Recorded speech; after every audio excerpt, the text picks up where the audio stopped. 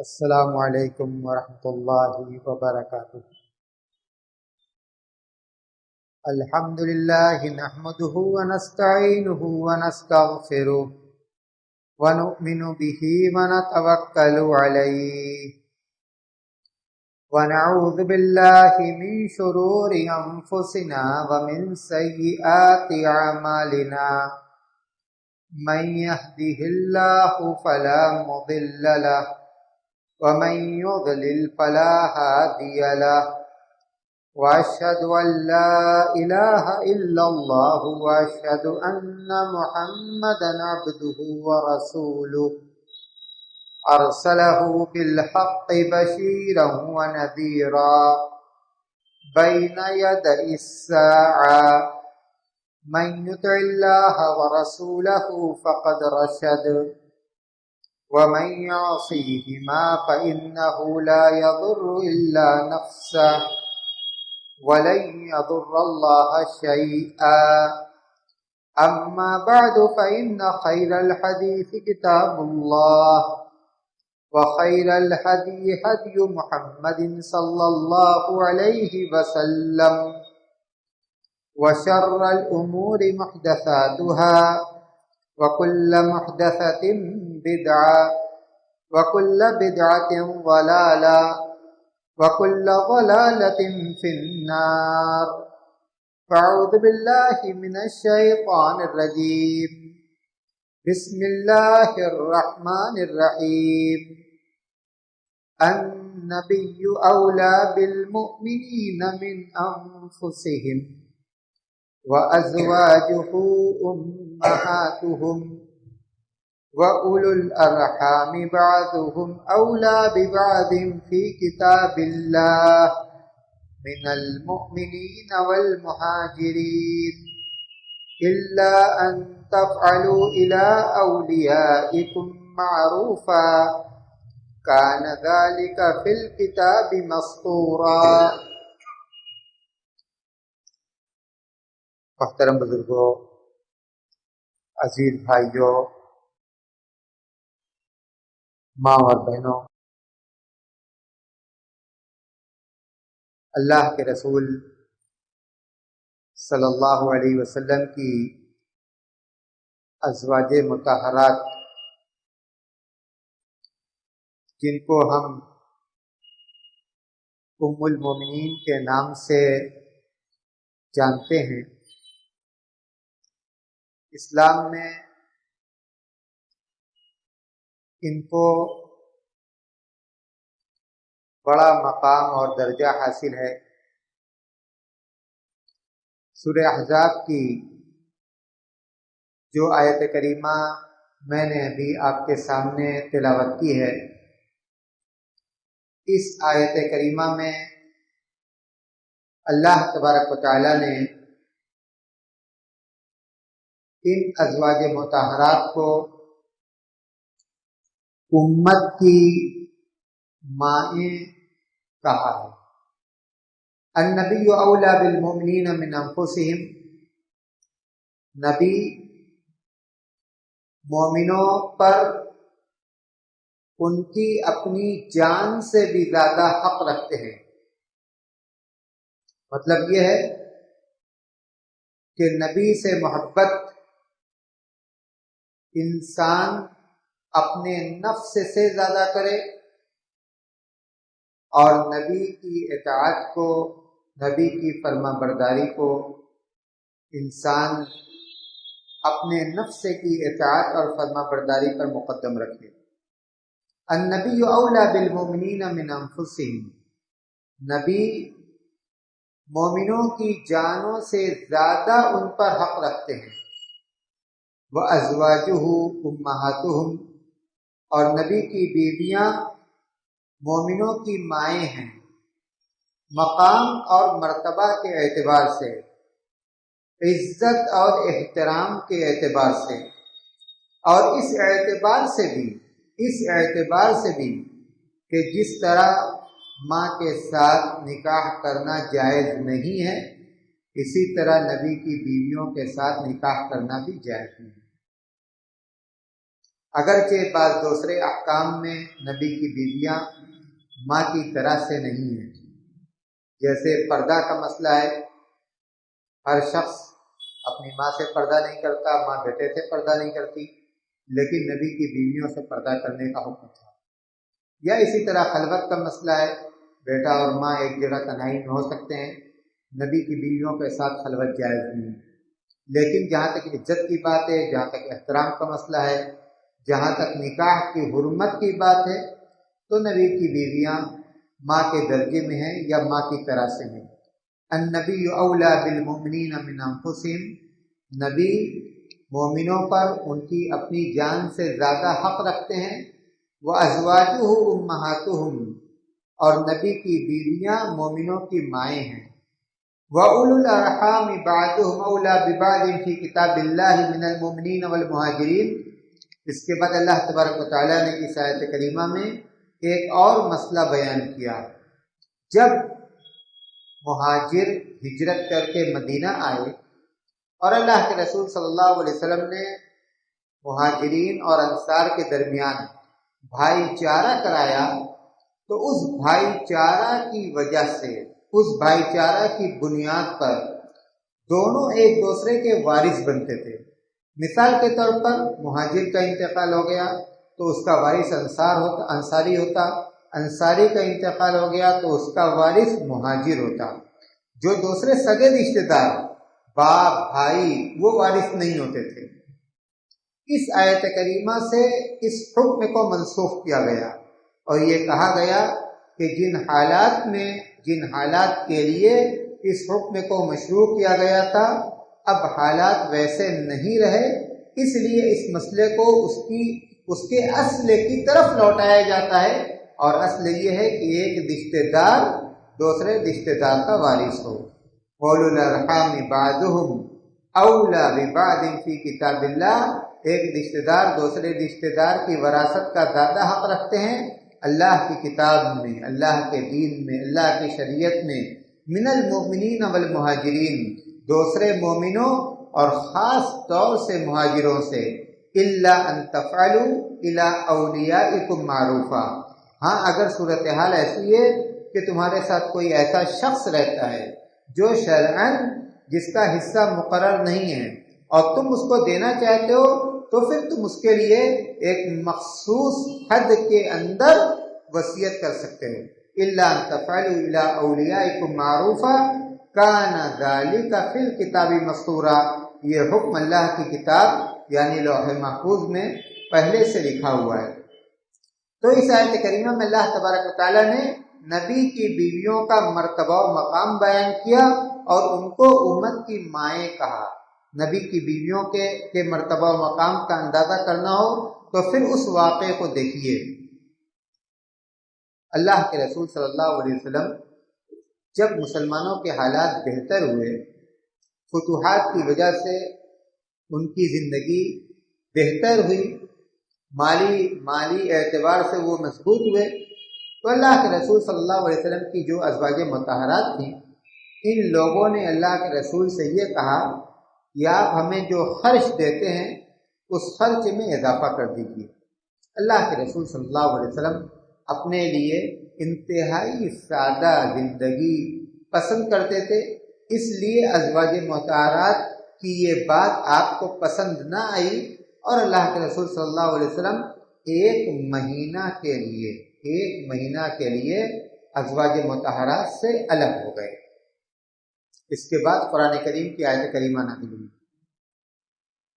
یا ایھا النبی قل لازواجک ان کنتن تردن الحیاۃ الدنیا وزینتها فتعالین امتعکن واسرحکن سراحا جمیلا وان کنتن تردن اللہ ورسولہ والدار الآخرہ، اے نبی کی بیویوں اگر تم دنیا کی زندگی اور اس کی زیب و زینت چاہتی ہو فتعالین تو تم آؤ، امتعکن واسرحکن سراحا جمیلا، میں تمہیں کچھ ساز و سامان دے دوں اور عزت کے ساتھ تمہیں اپنے گھر سے رخصت کر دوں۔ وَإِن كُنتُنَّ تُرِدْنَ اللَّهَ وَرَسُولَهُ وَالدَّارَ الْآخِرَةَ، لیکن اس کے برعکس اگر تم اللہ کو چاہتی ہو اس کے رسول کو چاہتی ہو، آخرت کو چاہتی ہو، تو اللہ تبارک و تعالیٰ نے تمہارے لیے بہت بڑا اجر تیار کر رکھا ہے۔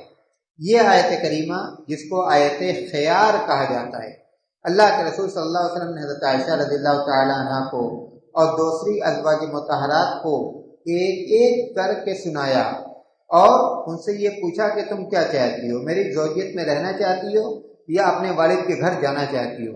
تمام ازواج مطہرات نے اللہ کے رسول صلی اللہ علیہ وسلم کی زوجیت میں رہنے کو ترجیح دی۔ اندازہ لگائیے کس قدر سادگی کے ساتھ، کس قدر جفاکشی کے ساتھ، کس قدر تنگی کے ساتھ ان ازواج مطہرات نے اللہ کے رسول صلی اللہ علیہ وسلم کے ساتھ زندگی گزاری ہو۔ ہفتوں گزر جاتا تھا، صرف پانی اور کھجور پر ان لوگوں کا گزارا ہوتا تھا۔ تو یہ ازواج مطہرات تھیں، ان کے مرتبہ و مقام کا اندازہ لگانا ہو تو اس بات سے لگائیے کہ ان کے گھروں کے اندر، ان کے گھروں میں وحی نازل ہوتی تھی، ان کے گھروں میں وحی نازل ہوتی تھی، ان کے بستروں پر وحی نازل ہوتی تھی۔ ازواج مطہرات کے مرتبہ و مقام کا اندازہ لگانا ہو تو اس بات سے اندازہ لگائیے کہ اللہ نے ان کو نبی کی زوجیت کے لیے منتخب کیا تھا۔ اللہ نے ان کو نبی کی زوجیت کے لیے منتخب کیا تھا، اور یہ نبی کی بیویاں دنیا میں تھیں اور نبی کی بیویاں آخرت میں بھی رہیں۔ آخرت میں آپ جانتے ہیں نبی انبیاء کا جو مرتبہ و مقام جنت کے اندر ہے وہ سب سے بلند ہے، سب سے اونچا ہے۔ تو انبیاء کے مرتبہ و مقام جب سب سے اونچا ہے، اس مرتبہ و مقام میں اللہ کے رسول صلی اللہ علیہ وسلم کے ساتھ ان کی بیویاں ہوں گی جنت کے اندر۔ اس سے اندازہ لگائیں کہ ان نبی کی بیویوں کو اللہ نے کتنا اونچا مرتبہ و مقام دیا۔ نبی کی بیویوں کے مرتبہ و مقام کا اندازہ لگانا ہو تو اس بات سے اندازہ لگائیے کہ جب ان لوگوں نے اللہ کے رسول صلی اللہ علیہ وسلم کے ساتھ رہنے کو ترجیح دی، اس کے بعد اللہ نے ان سے یہ کہا کہ تم جو بھی نیکیاں کرو گی اللہ تبارک و تعالیٰ تم کو دوہرا اجر دے گا، ڈبل اجر دے گا۔ ایک مسلمان نماز پڑھتا ہے، اس کو جتنا ثواب ملتا ہے ایک نماز کا، نبی کی بیوی رضی اللہ تعالی عنہا کی ایک نماز کا ثواب ایک عام مسلمان کی نماز سے ڈبل۔ اندازہ لگائیے، سورہ احزاب کے اندر اللہ تبارک و تعالیٰ نے اس بات کو بیان کیا ہے۔ تو نبی کی بیویوں کا جو مرتبہ و مقام ہے، دنیا کی کسی بھی عورت کا، اس امت کے اندر دنیا کی کسی بھی عورت کا وہ مرتبہ و مقام نہیں ہے، وہ مرتبہ و مقام نہیں ہے۔ اسی لیے علماء یہ کہتے ہیں کہ سب سے اچھی بیویاں نبی کی بیویاں، اس لیے کہ اللہ نے ان کو نبی کی زوجیت کے لیے منتخب کیا۔ اگر اس سے اچھی بیویاں ہوتی تو اللہ تبارک و تعالیٰ ان کو نبی کی زوجیت کے لیے منتخب کرتا۔ اللہ کے رسول صلی اللہ علیہ وسلم کی ازواج مطہرات میں سے ایک نمایاں نام حضرت ام حبیبہ رضی اللہ تعالی عنہا کا ہے۔ حضرت ام حبیبہ کا نام رملہ تھا، رملہ بنت ابو سفیان، اور ان کی بیٹی جن کا نام حبیبہ تھا انہی کی طرف نسبت کرتے ہوئے ان کو ام حبیبہ یعنی حبیبہ کی ماں، ام کا معنی ہوتا ہے ماں، حبیبہ کی ماں کہا جاتا تھا۔ اس کو عربی میں کنیت کہتے ہیں، باپ کی طرف نسبت ہو، ماں کی طرف نسبت ہو، اس کو کنیت کہا جاتا ہے۔ تو گویا حضرت ام حبیبہ کی کنیت ان کے نام پر غالب آ گئی، کنیت سے مشہور ہو گئی، کنیت سے ان کو جانا جانے لگا۔ حضرت ام حبیبہ کے والد حضرت ابو سفیان، حضرت ابو سفیان کو کون نہیں جانتا، مکہ کے سردار، قریش کے سردار، فتح مکہ کے موقع پر مسلمان ہوئے، فتح مکہ کے موقع پر مسلمان ہوئے۔ اللہ کے رسول صلی اللہ علیہ وسلم نے بھی ان کو اہمیت دی، اس لیے کہ یہ سردار تھے، سردار تو یہ چاہتے تھے کہ ان کو اہمیت دی جائے، ان کی عزت افزائی کی جائے، تو اس موقع پر اللہ کے رسول صلی اللہ علیہ وسلم نے فرمایا کہ من دخل دار ابی سفیان فہو آمن، جو مسجد حرام کے اندر آئے گا وہ مامون، اس سے کوئی چھیڑ چھاڑ نہیں کرے گا۔ اسی طرح جو ابو سفیان کے گھر میں پناہ لے گا، ابو سفیان کے گھر میں پناہ لے گا، وہ بھی بالکل مامون، اس سے بھی چھیڑ چھاڑ نہیں کیا جائے گا۔ تو اللہ کے رسول صلی اللہ علیہ وسلم نے اس موقع پر حضرت ابو سفیان کی عزت افزائی کی، یہ کہہ کر کہ وَمَن دَخَلَ دَارَ أَبِي سُفْيَانَ فَهُوَ آمِنٌ۔ حضرت رملہ کے دو بھائی یزید اور معاویہ، یہ دونوں مسلمان ہوئے، دونوں صحابی۔ حضرت رملہ کا نکاح عبید اللہ بن جہش سے ہوا۔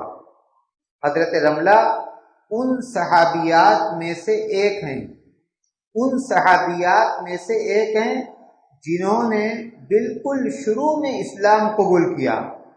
السابقون الاولون میں سے حضرت رملہ کا شمار ہے۔ تو حضرت رملہ کو یہ فضیلت حاصل ہے کہ انہوں نے شروع میں اسلام قبول کیا۔ حضرت رملہ کو یہ فضیلت حاصل ہے کہ وہ اپنے شوہر عبید اللہ بن جہش کے ساتھ انہوں نے حبشہ ہجرت کی۔ حبشہ جس کو آج ہم ایتھوپیا کے نام سے جانتے ہیں۔ جب مکہ کے مشرکین نے اسلام قبول کرنے والے صحابہ کرام کو ستایا، اذیت دی، تکلیف دی، تو اللہ کے رسول صلی اللہ علیہ وسلم نے مسلمان ہونے والے صحابہ کرام کو اس بات کی اجازت دی کہ وہ حبشہ ہجرت کر جائیں۔ جو صحابہ کرام، جن صحابہ کرام نے حبشہ ہجرت کی، ان میں عبید اللہ بن جہش اور ان کی بیوی حضرت رملہ بھی تھی۔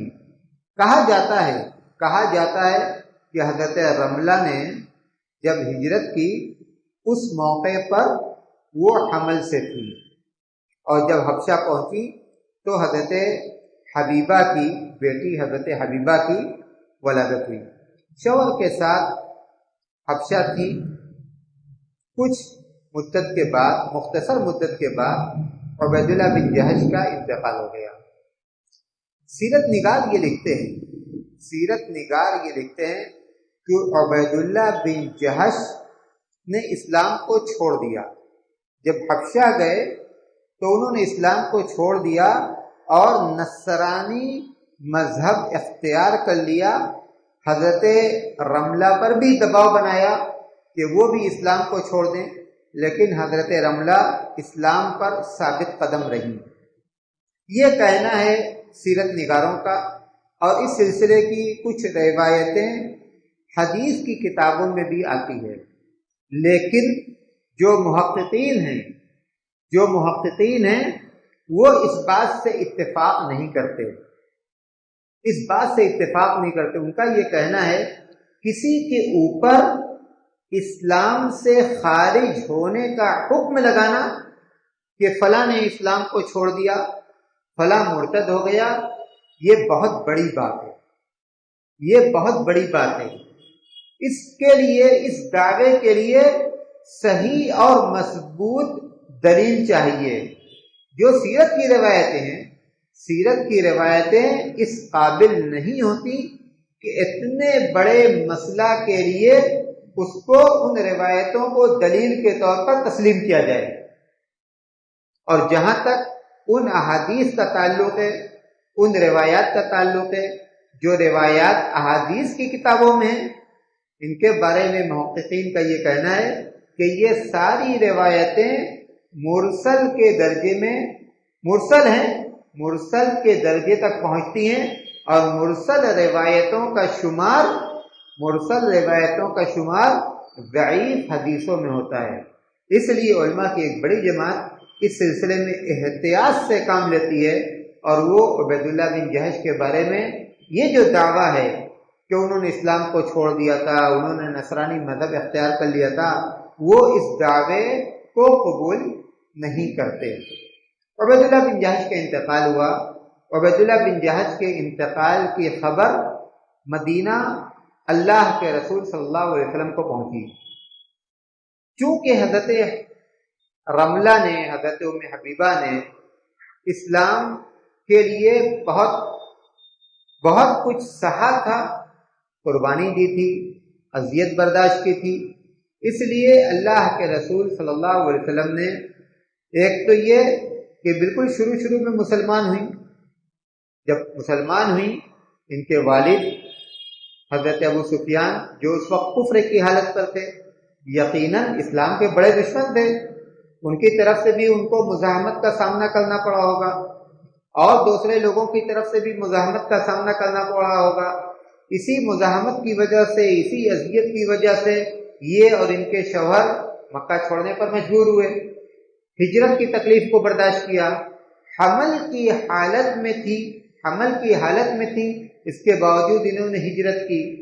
پھر جب حبشہ گئیں، وہاں شوہر کا انتقال ہوا، تنہا ہو گئیں، تو اللہ کے رسول صلی اللہ علیہ وسلم کو جب حضرت رملہ کے ان حالات کا علم ہوا تو اللہ کے رسول صلی اللہ علیہ وسلم نے حضرت رملہ سے نکاح کا پیغام بھیجا۔ یہ بات بھی سیرت نگاروں نے لکھی ہے کہ اللہ کے رسول صلی اللہ علیہ وسلم کی تمام ازواج مطہرات میں، اللہ کے رسول صلی اللہ علیہ وسلم کی تمام ازواج مطہرات میں نسب کے اعتبار سے، رشتہ کے اعتبار سے سب سے قریبی حضرت رملہ تھی۔ نسب کے اعتبار سے سب سے قریبی یہ حضرت رملہ تھی۔ تو اللہ کے رسول صلی اللہ علیہ وسلم نے جب حضرت رملہ سے نکاح کا پیغام بھیجا، نجاشی نے نکاح کرایا اور نجاشی نے اللہ کے رسول کی طرف سے حضرت رملہ کو مہر دی۔ تمام ازواج مطہرات جن کو اللہ کے رسول صلی اللہ علیہ وسلم نے مہر دی، ان کی مہر 400 درہم، سوائے حضرت خدیجہ کے اور سوائے حضرت رملہ کے۔ یہ دوسری خصوصیت جو حضرت رملہ کو حاصل تھی، سوائے حضرت خدیجہ کے اور سوائے حضرت رملہ کے۔ حضرت رملہ کو 400 دینار 400 اشرفی نجاشی نے اپنی جانب سے مہر دی۔ اور تیسری خصوصیت جو حضرت رملہ کو حاصل تھی کہ فاصلے کے اعتبار سے، مسافت کے اعتبار سے یہ سب سے دور سے اللہ کے رسول صلی اللہ علیہ وسلم کی زوجیت میں آئیں۔ اللہ کے رسول صلی اللہ علیہ وسلم کی بیوی کی حیثیت سے یہ حبشہ سے مدینہ آئیں۔ سن 7 ہجری میں اللہ کے رسول صلی اللہ علیہ وسلم نے نکاح کا پیغام بھیجا۔ یہ نجاشی نے ان کو مدینہ پہنچوایا۔ جب یہ مدینہ آئیں اس وقت اللہ کے رسول صلی اللہ علیہ وسلم خیبر تھے، غزوہ خیبر کا موقع تھا۔ بہرحال جب یہ مدینہ آئیں، اللہ کے رسول صلی اللہ علیہ وسلم واپس آئے۔ دوسری ازواج مطہرات کی طرح سے یہ بھی اللہ کے رسول صلی اللہ علیہ وسلم کے ساتھ رہتی تھی اور ان کی بیٹی حضرت حبیبہ بھی ساتھ میں رہتی تھی۔ انتہائی پاک باز، انتہائی عابدہ، تقوی شعار، صدقات و خیرات کرنے والی، دین کے لیے غیرت رکھنے والی اور اللہ کے رسول صلی اللہ علیہ وسلم کی حد درجہ وفادار بیوی۔ اللہ کے رسول صلی اللہ علیہ وسلم سے حضرت رملہ کو کتنی محبت تھی اور کتنی وفاداری تھی، اس کا اندازہ اس واقعے سے لگائیے کہ سن 8 ہجری میں فتح مکہ سے پہلے حضرت ابو سفیان مدینہ آئے۔ وہ وقفہ، وہ عرصہ، وہ مدت صلح حدیبیہ میں مسلمان اور مکہ والوں کے ساتھ جو معاہدہ ہوا تھا، اسی معاہدے کی وہ مدت چل رہی تھی۔ حضرت ابو سفیان آئے اللہ کے رسول صلی اللہ علیہ وسلم کے پاس تاکہ آپ اس معاہدے کی مدت کو بڑھا دیں، اس میں اضافہ کر دیں۔ اللہ کے رسول صلی اللہ علیہ وسلم سے حضرت ابو سفیان نے گفتگو کی، ان کو کامیابی نہیں ملی۔ حضرت ابو سفیان اپنی بیٹی حضرت ام حبیبہ سے ملاقات کے لیے ان کے پاس گئے۔ غور کیجئے، ایک طرف حضرت ام حبیبہ کے شوہر اللہ کے رسول اور دوسری طرف حضرت ام حبیبہ کے والد حضرت ابو سفیان، باپ کی محبت فطری تقاضا ہے۔